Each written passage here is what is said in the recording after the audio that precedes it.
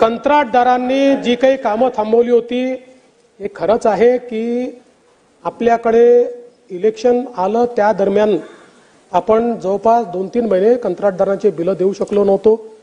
ती मोठी थकीत होती। त्यामुळे पुरवणी मागण्यांमधनं आपण आता पैसे देणं सुरू केलेलं आहे। नवीन बजेट आता जेव्हा येईल त्यातने आपण पैसे देणार आहोत।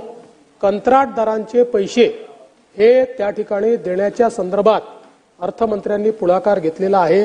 त्यामुळे कुठेही कंत्राटदारांची देणी दिली नाही म्हणून कामं होत नाही अशी।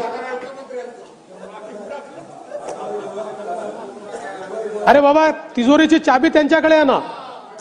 अर्थमंत्र्यांनी सांगितलं पुढाकार घेतला तर पैसे निघतील, नाही तर कुठनं निघतील।